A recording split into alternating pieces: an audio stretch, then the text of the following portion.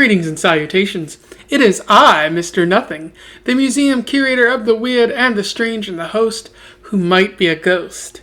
Welcome back to Around the Weird, a booktube channel where I talk about all the unusual literature that I have found in my travels. Today, I want to talk about another book that I've read, one that is currently an ongoing series about a reluctant princess as she learns how to become a princess and also deals with normal teenage life. I am talking about the fourth book in the Princess Diaries series, Princess in Waiting by Meg Cabot. You can look for my first video if you want to know more about Meg Cabot. She's written a lot. The Princess Diaries series was one of the first things that she wrote, and it shows. I haven't read any of her later work to know if anything gets better, but we're in a rough point right here. So where are we at the point in this series? So Mia has undergone 3 books worth of events, which is actually only just a couple months in the span of this universe, because the first book takes place right at the beginning of the school year, and the fourth book that we're in takes place during winter break and a little bit after winter break. So yeah, that's what's going on here. And what's happened so far is that Mia's learned that she's a princess, and she's coming back into contact with her grandmother, who is a sociopath, like manipulative freak who won't let Mia control anything about this rise to the throne that's going on. So, in the first book, she learned how to navigate her princess-ship and also stand up for herself a little bit. And in the second and third books were more about her finding love and eventually getting into a relationship with Michael at the end of book 3, which was a very good moment. And I actually really enjoyed book 3.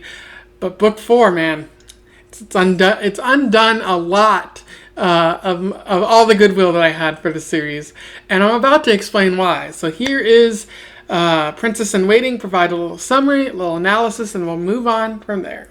So Princess in Waiting takes place over winter break for Mia, so part of December, part of January. Mia is in Genovia for winter break. She's scheduled for a whole bunch of meetings and getting to meet the people of Genovia. She's kind of embarrassing herself in front of a lot of people.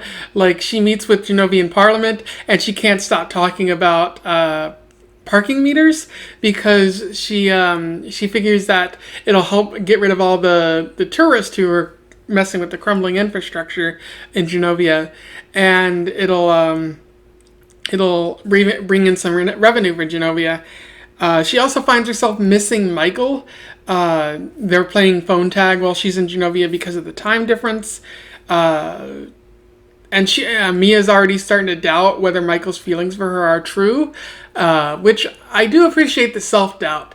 But for Mia to just go whole hog and believe that Michael doesn't like her or even love her, despite the events of the third book and the second book, it feels a little weird and a little backpedaling on Meg Cabot's part. Mia has a conversation with Grandma, and despite her in the third book, Grandma being like, "Oh, you should definitely pursue Michael. He is absolutely worth it. You should do things to make him want you." In this book, Mia or her grandmother's like, "Oh, Michael is just some guy. You shouldn't be neglecting your princess duties for this guy, and also you should keep him on the hook and leave him wanting more."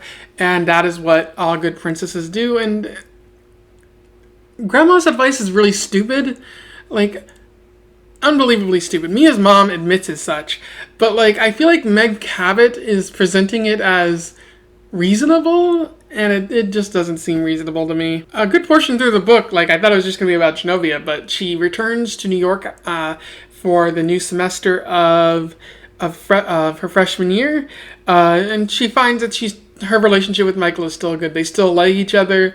They're hanging out. Lily, Mia's best friend, is a little annoyed by this, and she's refusing to talk about Michael in regards to Mia's romantic sense, because it's her brother, and that'd be awkward, which is very relatable and the most normal Lily has seen throughout this entire series. Mia's going through some serious self-doubt, not only with her relationship at this time, but she's also starting to question what her talent is, because again, she views herself as this tall freak without any boobs who is doesn't seem to stand out from the crowd, especially among her friend group, because her friend Shamika just got a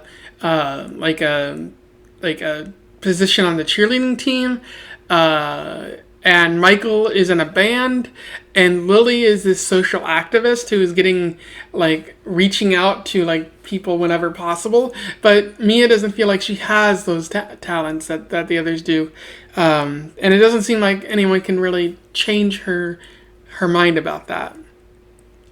Near the end of the book, Grandma just drops it on Mia that she has to go to the Contessa's ball in a few days, and she has to go with her cousin Renee, who's been the sort of bad boy throughout the book. Renee is kind of described as a Prince Harry type character, which dates the book heavily, but he's kind of a ne'er-do-well of sorts. He's in college, which is weird. Why would he be dating Mia? She's 14. But he with the Prime Minister of Spain, he ended up dating or playing strip tennis with the Prime Minister's wife, which is pretty funny.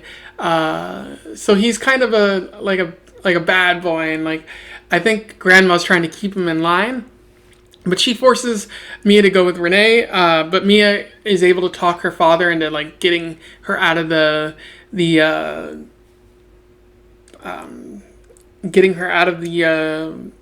ball, having to go to the ball. But Grandma ends up throwing a fit and is oh, my granddaughter doesn't love me.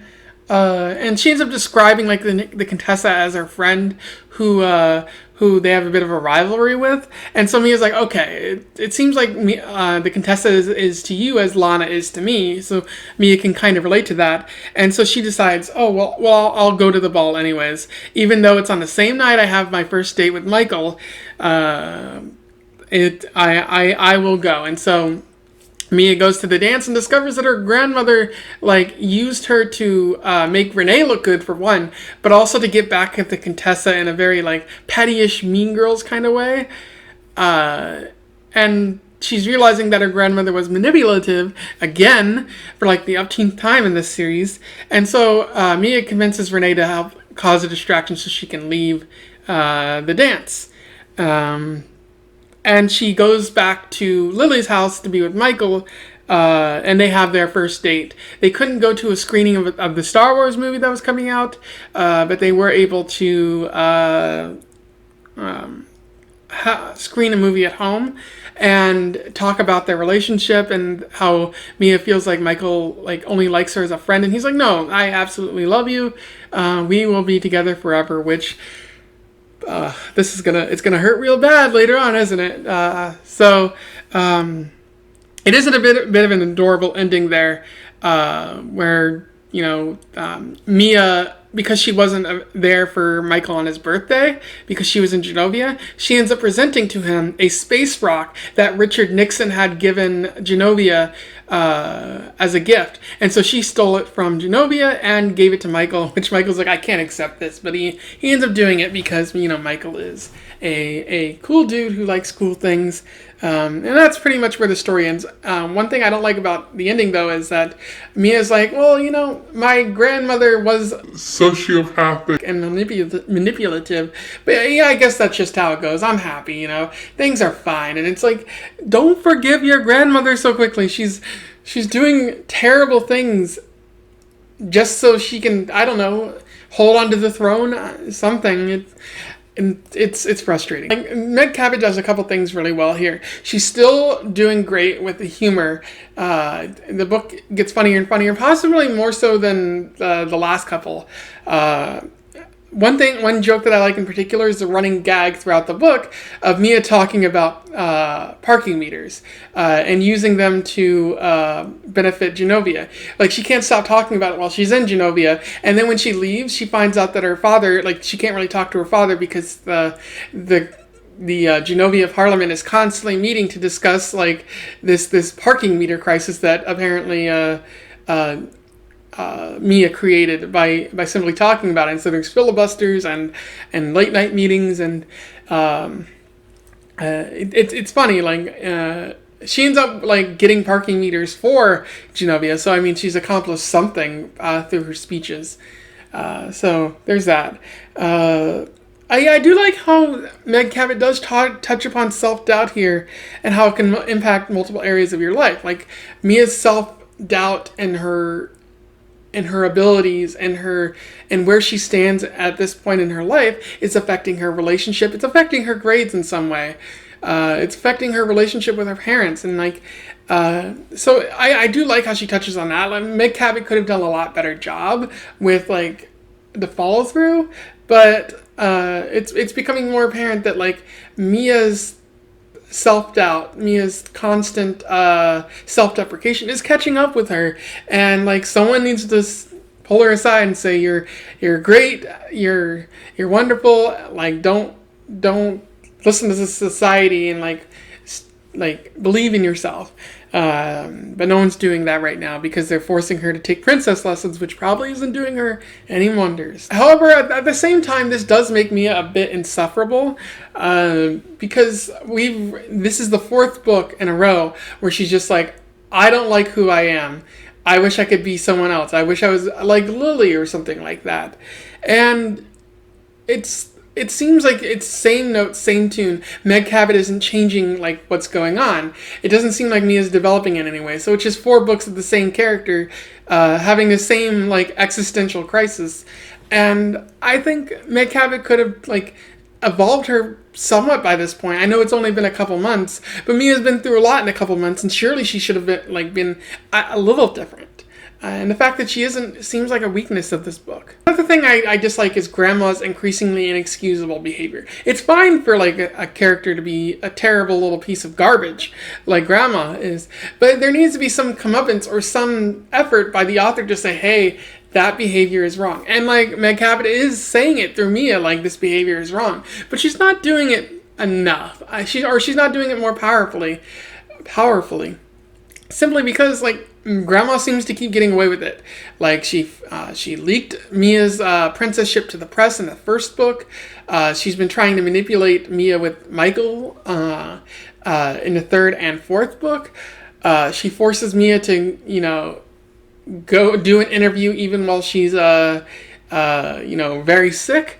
Mia doesn't seem to have a lot of choice in the matter because Grandma is possessing her, being very possessive, and it doesn't seem like Meg Cabot's saying, this is bad behavior. If anyone in your life is doing this to you, get away from them. Because, like, at the very end of this book, like, Mia seems to say, oh, I still love my grandma. Like, it doesn't really matter that she did that. And it gets even worse here because it really seems like she's trying to break up Mia and Michael. Like, she's trying, and, like, 4 books in, like, Mia should be doing something about this. Like, somebody should be doing something about this. Get rid of Grandma, or else it's gonna be bad for Mia down the road. And nobody's doing that. Meg Cabot is not making a concerted enough effort to rid the world of Grandmere. And the result of all this is that 4 books in, again, like, Mia has no agency. Like, things just seem to be happening to her. She finds out that she's a princess, and she just goes through that. And yeah, she makes a lot of decisions near the end and at the beginning of the book, but the middle is just filled with things happening to her and like her not reacting in a way that would seem normal for a teenager. Like, it's just like she's very passive about it. And in the first book it was just like, well, maybe she's going to develop out of that, but she hasn't. And this seems to be reflective of like Meg Cabot's writing style, like in general. Like she puts a strong beginning with a lot of stuff happening, a strong ending with a lot of stuff happening, and in the middle it's all just garbage. It's a problem. It makes the series like very unreadable. It makes the series a struggle to get through because I want to see Mia make choices that matter, and she's not really making choices that matter. Although she did confront Michael about whether or not he truly loved her. But that seems more of her complaining about, like her own self-doubts. So, yeah, I feel like Mia isn't making enough decisions on her own. And it makes the book very hard to read. I'm repeating myself here now. But, like, it makes it unbearable to read. Like, I had a good time with book 3, but book 4 just took so much out of me and just made it a chore to get through this book. And I am not sure if I want to continue with the series. Which is bringing me to my last point here. I think I'm going to put this series on hiatus. I had intended to read through all the Princess Diary books, no matter how bad it got. But this book got pretty bad to the point where, like, why am I continuing to read what I don't even like? Like, there are some good bits. Like, I do like Mia Thermopolis as a character. And this series has so much potential, but that's the problem with Meg Cabot, is that she has so much potential. She has so much to work with, and she flounders it nearly every time. Like, I've never seen someone with like such a like beautiful, like, painted picture out there of what you could do, and then they just march through and don't touch upon anything that they could touch upon.